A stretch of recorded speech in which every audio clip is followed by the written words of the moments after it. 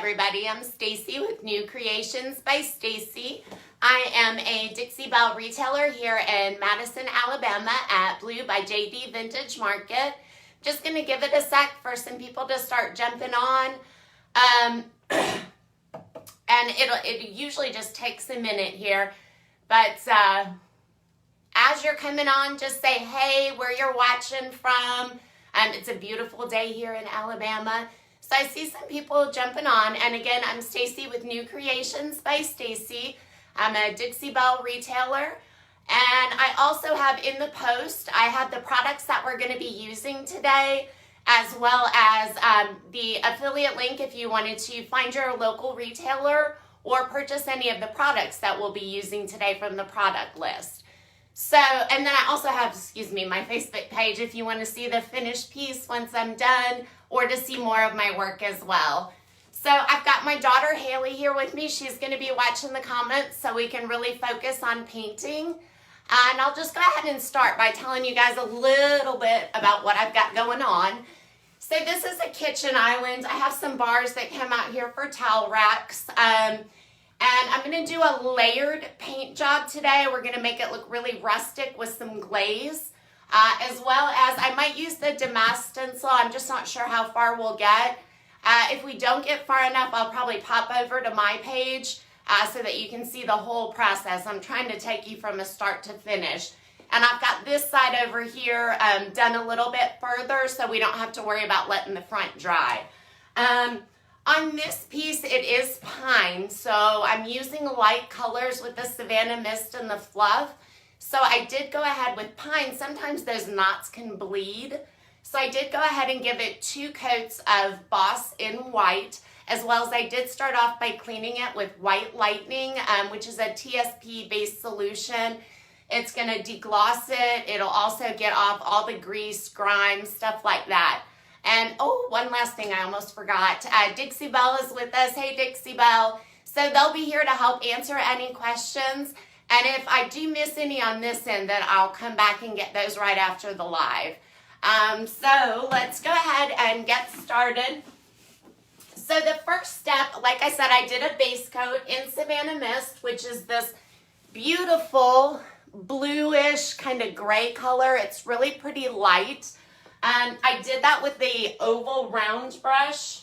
My brushes are really well used. It is a synthetic brush. Oh, hey, from the UK. It is a synthetic brush, so it's not going to leave a lot of brush strokes or anything like that. I did put it on dry. I'm not using my Mr. bottle because I did want a little bit of, I wanted it to be a little bit thicker. I'm kind of going for a textured look, but not necessarily texture. So that's why I didn't use the sea spray mixed in. But I'm going to be starting off with a premium chip brush here by Dixie Belle. These are a little bit better than the regular cheapo chip brushes you get at the hardware store. The bristles are a lot softer, they wash up well, and they're going to last longer for you too. And it's perfect for this. So I'm going with Fluff, which Fluff is a white. It's not quite as bright white as cotton. It has a slight gray undertone. So I'm going to start off there. If you guys are seeing my bottle here, I prefer the FIFO bottles, but I kind of ran out. I've got another order on the way. So I just had to use this restaurant bottle. So I'm just pouring out a little of the Fluff into my plate. And I'm going to start off with using the chip brush. Now one thing, once we get down to the bottom here, I'm actually going to be doing some blending also. So you'll see that. But this is more of a dry brush. I'm dabbing the paint kind of off. I do want it a little bit thick on here because I do want some more full coverage. But I don't want total coverage. And I want to give it a very rustic look. So I'm just going to be dabbing my paintbrush and doing some typical dry brushing. Once that solid color gets off, you see I'm going back through almost like I would if I was wiping my paintbrush off just to get a little bit of the highlights. And you know, once I get done, I'll always bring you guys in a little bit closer so that you can see what it really looks like. So again, I don't want full coverage. I want it to almost look a little bit distressed. I'm trying to keep my lighter color where it's opaque. I want to kind of keep that more towards the center, just for the, you know, that's how it just would look naturally. And then in the corners, you know, where you might not have reached it with the paintbrush. And you see I'm just going over a lot of spots. That's kind of pulling some of the paint that's starting to dry back a little bit. And that's good because I want that super rustic look. I'm not going to actually distress this, but it will look distressed with this paint job here. And it's all about how you like it to look too. So I'm just dabbing on, and we're not going to paint the whole thing in this process. I'm going to try to keep moving along so you can see all the different techniques and steps with the products. Do we have any questions yet? Or? So Nikki Mann says, where did you say you were from? Oh, I'm in Madison, Alabama. Where's she from, or did she say? She did not say. So I'm just getting the leg down here a little bit. I want it more opaque on the raised portions. And right now I'm kind of scrubbing my brush in when I initially put the paint on. And I'm trying to leave it that blue-gray in the low points, because that's what's going to give us this dimension once we finish up the project. So when I put my paint on, I'm kind of dabbing it on. You can see how much is kind of left on my brush. It's not a whole lot. And hopefully you can see here. And I want to leave the bottom of the feet. I want to leave some of that Savannah mist out on there. Now that I've got some of the paint off my brush, I'm going to come into the corner here so I don't want too much coverage. I want that Savannah mist to show out in the corner. I'm going to just kind of move around, make sure I have this whole leg on the side. Actually, I can get that later when we come back because I feel like you can't see that very well. So that's kind of all there is to it. It's a quick and easy way to do it. So I'm going to go ahead and start in here so you can also see how we're going to blend this out. I'm ultimately going to put a stencil in this sectioned out portion. So again, you're just dry brushing it on. I need a little bit more paint. Any other questions? And you know, if you guys have questions about anything, it doesn't have to pertain to what I'm doing right now. It can be just about anything, a project you're working on, anything like that. Mike says hi from Ohio. Oh, hey, Mike. Mike Hand? Yes. Okay, that's my cousin, Mike. He was actually down visiting last week, and he helped me do some repairs on some furniture. He's a crafty guy. Nikki wants to know, what kind of prep did you do? So on this piece, first I cleaned it with White Lightning. That's really important. You want your piece to be clean because if you're painting over, like if you have some dust on here, anything like that, you paint over it, your paint won't stick over time because it's only stuck to the dust, which isn't attached to the actual piece itself. So once I cleaned it with the White Lightning, I rinsed it with water because you don't want any of that extra residue on. So once I rinsed it with the water, then I put 2 coats of Boss in white on here so I could stop the bleed through from those pine knots. I could have actually done more of a spot because typically pine doesn't bleed except for on the knots, but I'd rather be safe than sorry. You know, you have to start all over if your piece ends up being a bleeder and you didn't get that Boss on. So 2 coats of Boss, and then I just have my base coat of Savannah Mist after that. Liz would like to know which white would she buy if she didn't want a gray undertone, but doesn't want to bring it white. Well, we have a lot of different whites. If you don't want a bright white, which is the cotton, if you want more like an antique white, you can look at something like drop cloth, sawmill gravy, buttercream, but that has a slightly, it's not a lot of yellow, but it is a slightly undertone as opposed to a tan undertone with a drop cloth. But those are all really popular colors that don't give you that bright white, but more of an antiqued white look. And as soon as I get this part done in here, we'll just move on to the blending. But I just need this outside edge done.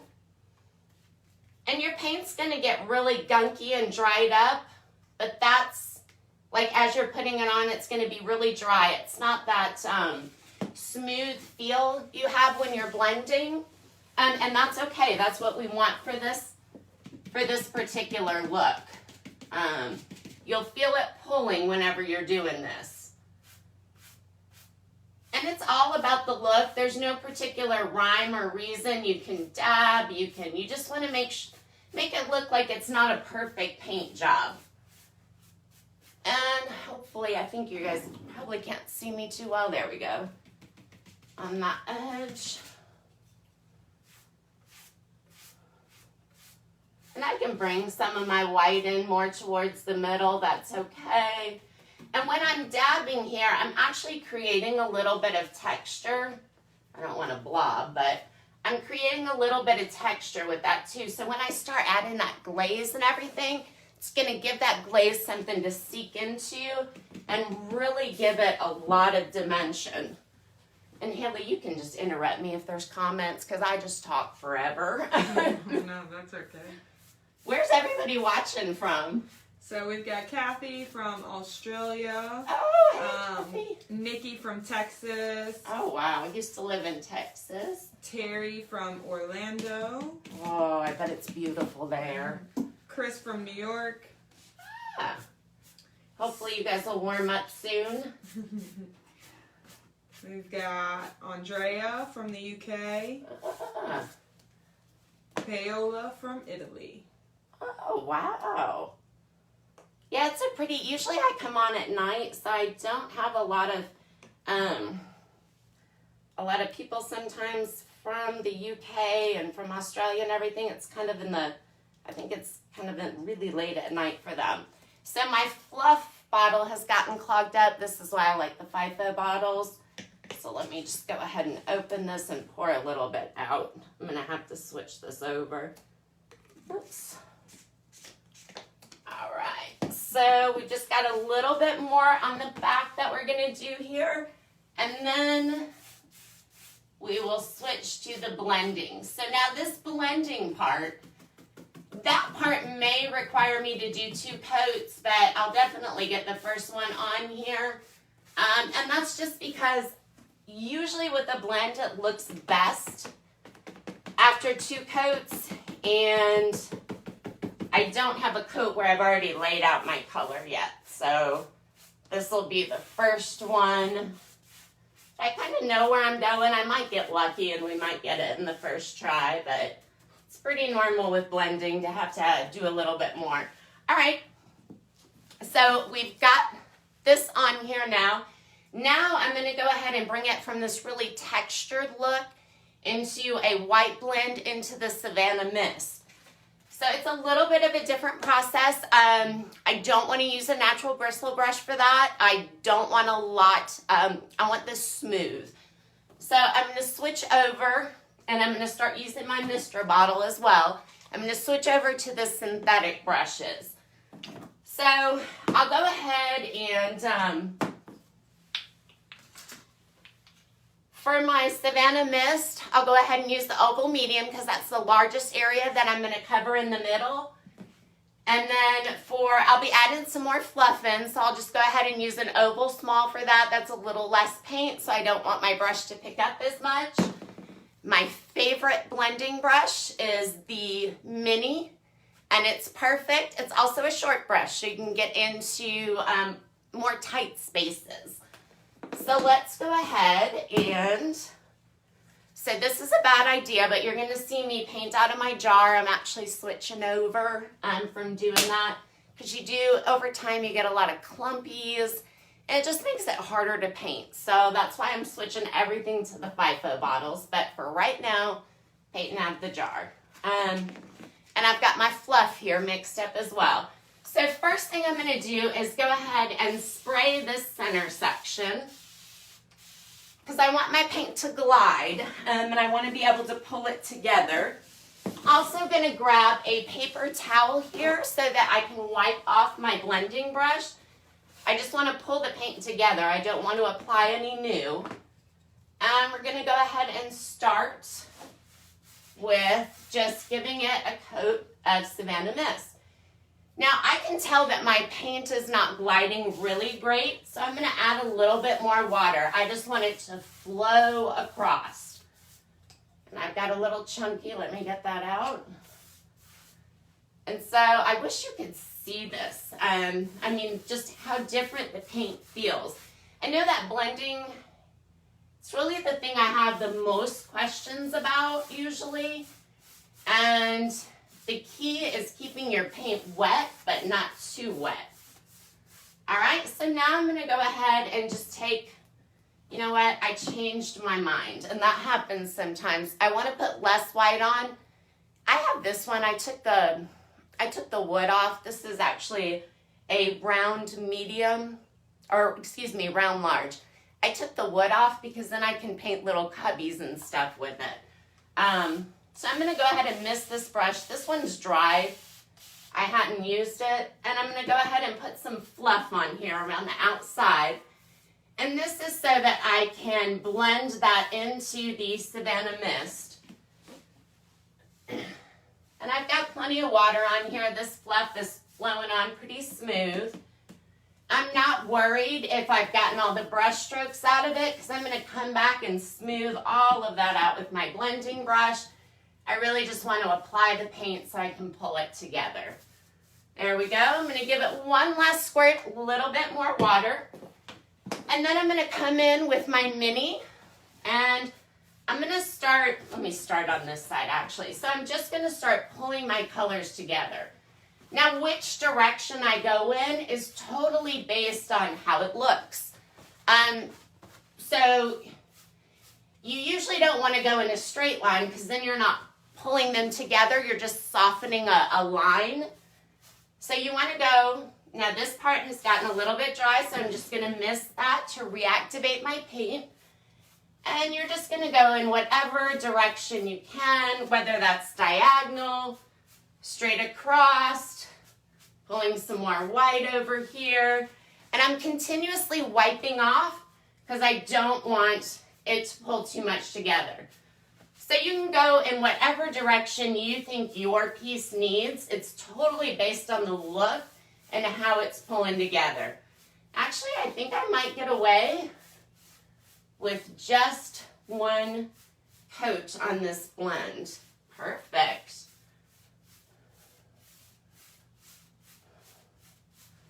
I do want to put a little bit more Savannah Mist back in this corner. It's a little bit bright for what I wanted. So I can just go ahead and add the paint there. And then I'm just going to use this and pull that back in, pull that white in. So it's a nice, soft line. Perfect. Yeah, actually that's great. I am going to get away with just one coat. And as this dries, so when I'm looking at it, it looks very pulled together. But when I see it on camera, it looks a little, still separate, I guess would be the best word. But as it dries unevenly. So as it dries, it will pull together. So it's really important when you're blending to kind of know when to quit.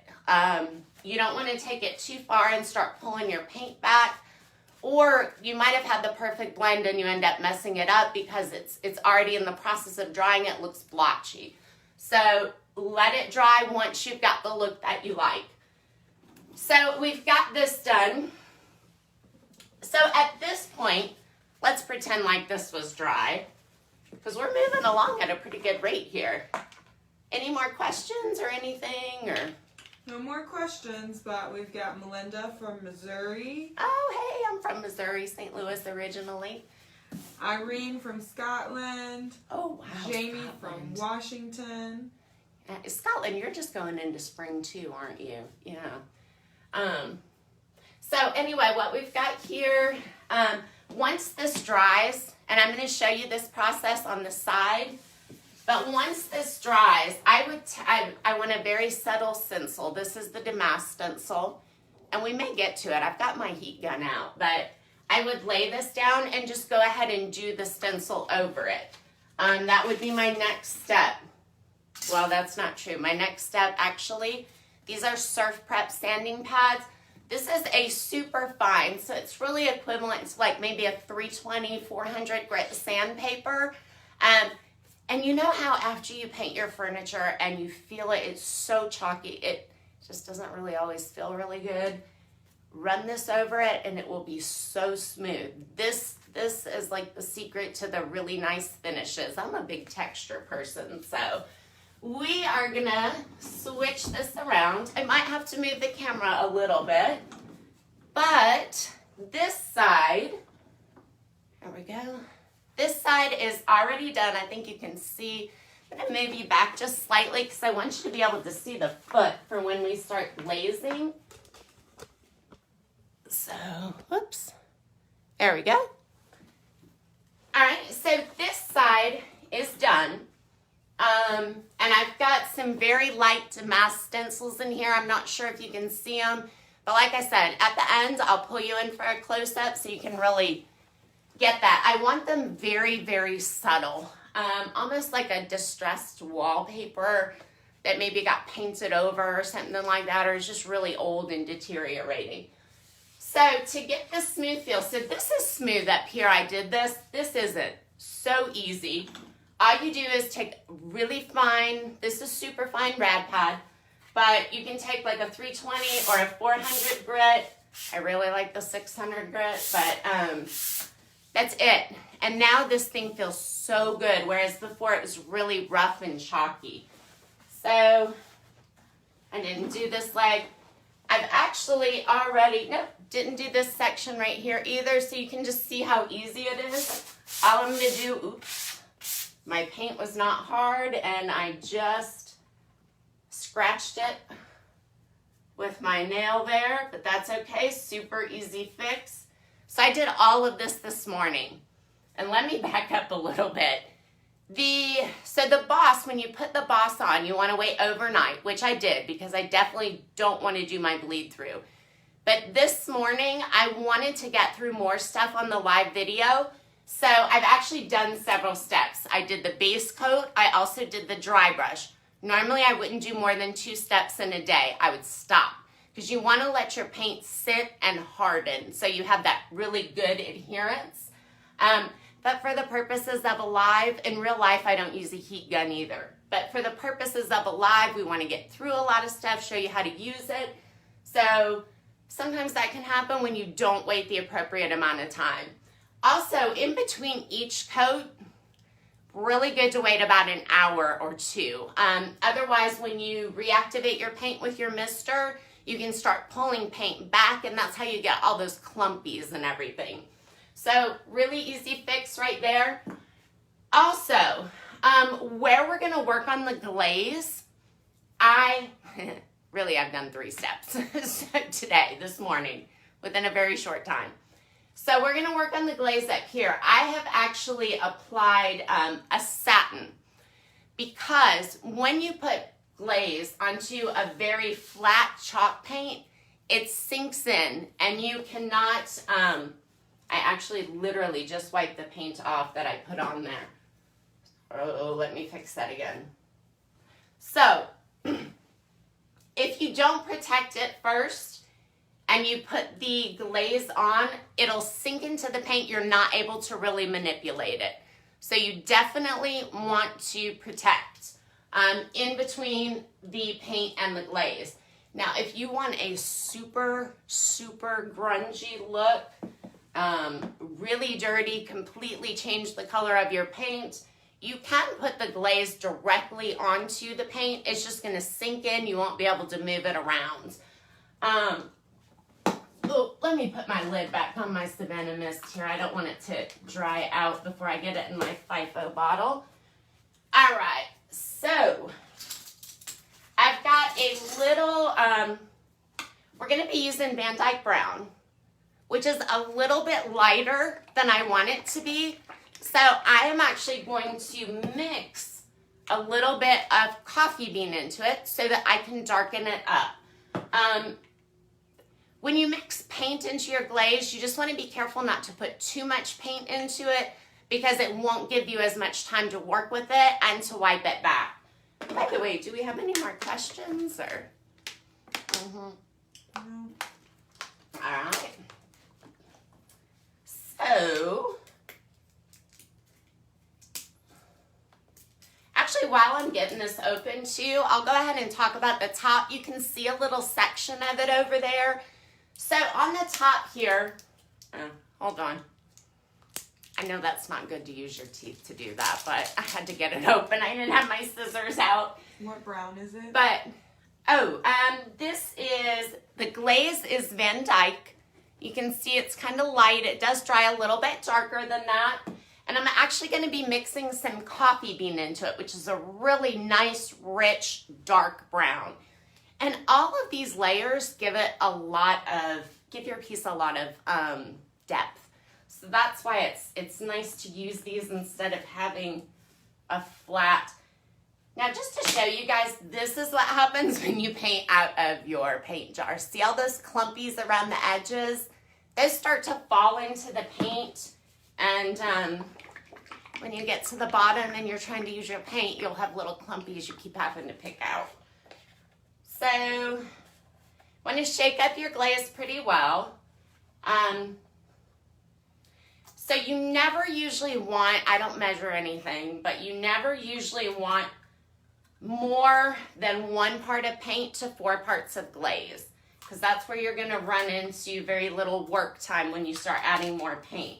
So I just want to tint this up a little bit, and I'm going to go ahead and, well, let's see how well I can pour. I'm just going to pour some in. So I tint almost all of my glaze, so I'm fine with getting quite a bit in there. The glaze does go a long way. Let me just clean this up a little bit. All right, so you can see this is what the Van Dyke Brown looks like by itself. And this is a 4-ounce container. So I'm just gonna, I've got my, don't really want to put it on my piece, but I'm gonna take 1 scoopful first of the coffee bean, and we're gonna mix that in.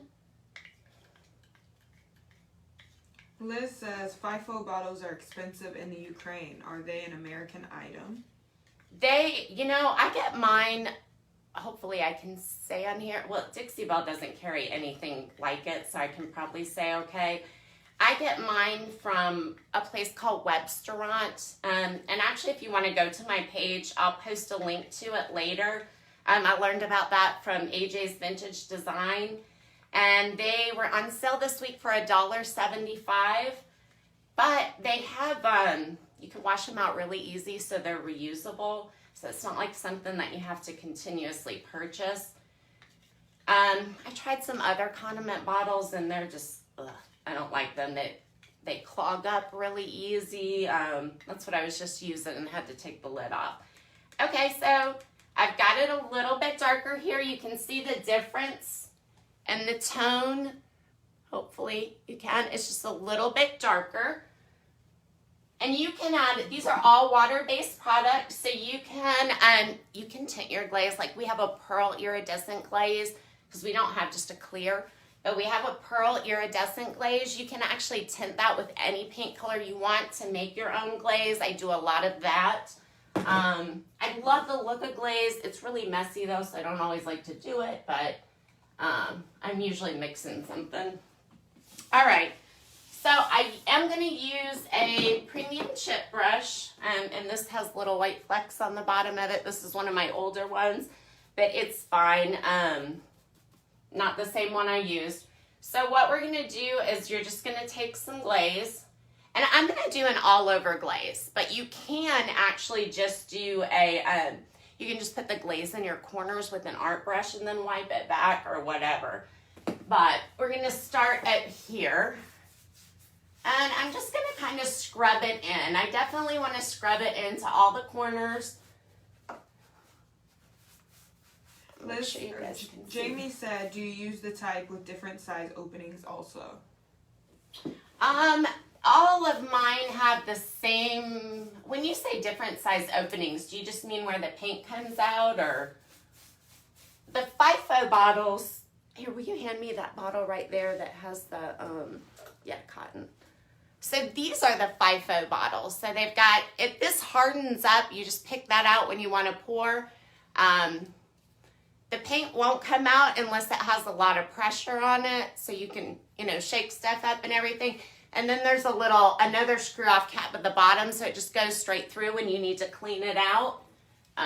Probably shouldn't have left this glaze on here that long. Whoops. That's all right. I'm just going to mist this. You do want to work rather quickly with the glaze, especially when you mix paint into it, because like I said, it does dry a little faster, and you want to keep it to a small area as well. So this looks terrible. You're thinking, oh my gosh, what is that? But we are going to, so sometimes I use paper towels, sometimes I use baby wipes. The baby wipes are already wet, so if I want to pull quite a bit back, baby wipes are a great choice. I'm going to start light with pulling it back, and then I'll start working in a few more areas here. So this is actually behind a bar. I don't want to get my paint too far down, or my glaze too far down here, because I did actually only protect so far down. I don't want to get that. I won't be able to wipe it back if I go too far down where the protectant isn't, or that satin isn't. So what I try to do is I try to wipe it back significantly on my highlighted parts. And I'm going to come back with my glaze brush here, because I didn't get in that corner really well. And those are, where you really, really want it, because that's where naturally you would have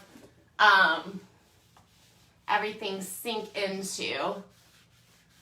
So now, technically, you're protecting before you put the glaze on. You don't technically have to protect after the glaze. I do. I will use the satin protectant after the glaze, and it'll give it a really nice sheen, and it just really brings it all together, I think. So we're just continuously wiping back here some. I'm just cleaning it up. Once this glaze dries, it's on here. So I am wiping back a little bit lighter because, like I said, I won't glaze the rest of this thing until tomorrow. I did this really, really quick, and I don't want to be too heavy-handed because I'm going to end up, even though I have that barrier, my protectant hasn't had a lot of time either, so I can easily reactivate that and get down to the paint. So that's it. Once that dries, it'll get a little bit more subtle, but I'll still have all these dark lines in here. And see where I'm going to bring you guys in for a close-up so you can see, because you're going to be able to see the texture and the different strokes when I was dry brushing and going different ways on here. Plus, in the right light, you'll see all the little damask that I have across here. So I'm going to go ahead and bring you guys in for a close-up. Actually, you know what? I have about 10 more minutes. Let me glaze this leg down here because the legs look gorgeous glazed where it sinks all in here. Let me do that really quick, and then I'll bring you in for a close-up as well of that. And I did go ahead and protect this leg down here as well as the surrounding areas. Let's see if I can move this to the side a little bit so you get a little better look. I try to keep my head out of the picture, but you know, you want to make sure you have the best coverage, so I have to get in here at different angles. Cheryl would like to know why not just wax? So the difference between, I do use wax a lot as well, particularly the brown and the black, and I also tint wax sometimes too. The wax is a softer look. The glaze, sometimes what's really pretty is if you use glaze and wax. But the glaze is more defined. It stays sunken into these crevices more. I mean, not that glaze speaks, but it's more outspoken. It's more dramatic. That's the word I'm looking for. Whereas the glaze is just a nice, soft look. And I actually have some nightstands that I've staged. I have some nightstands that I've staged. I'm getting ready to post a picture within the next day or two of those. They have a black wax on them, no glazing at all. So you're able, if you want to go on, you can kind of see how that's so much softer than, it's like a much softer look than the glaze. Waxing, I kind of like waxing better. It takes a lot of elbow grease. But it's less dirty. I like the look of the glaze better. Now another thing I can do with the glaze, because I find that I'm taking off a little bit more than I want to down here. So I can dab with my baby wipe, and that creates like a cool kind of stony, really dirty kind of look more so. And also something else that I do, so I pulled a little bit more back than I wanted to. I can dip my baby wipe in a tiny bit of glaze, and I can go back and kind of shade and reapply it. Really kind of grunge it up a little bit. Just in those spots. Diana says, what protectant did you use before you stained? Before I glazed, I used a satin clear coat. So I recommend the satin. And the reason being, and if you don't want the satin overall, you can still go back and protect with a flat over the satin to flatten it out. But I use a satin because I find that if I protect with flat, it just doesn't slide as easy. It slides easier than the chalk paint, but not quite as easy as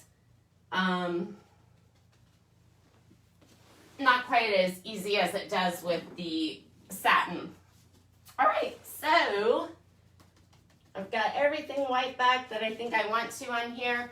Actually white back a little bit more, but what I may do is when I'm off the live, I'm glazing the whole piece, I may go back over that section just to put a little bit more glaze back on it.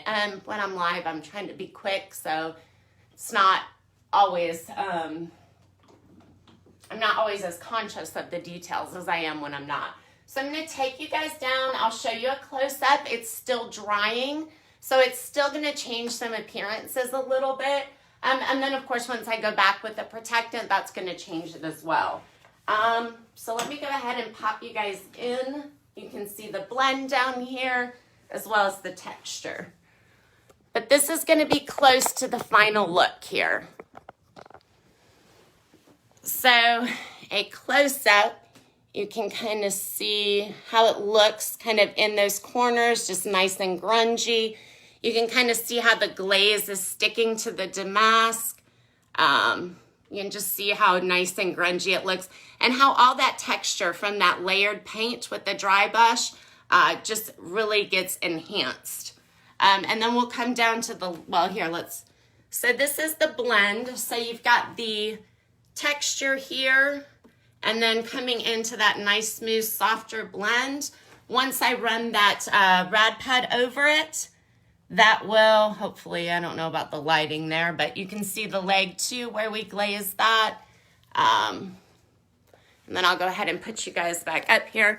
So if you think of any questions, if you watch this on a replay, you can hashtag replay. You can send me a message on my Facebook page as well. But thank you guys so much for hanging out today and painting with me. Thank you so much. You guys take care and have a great day.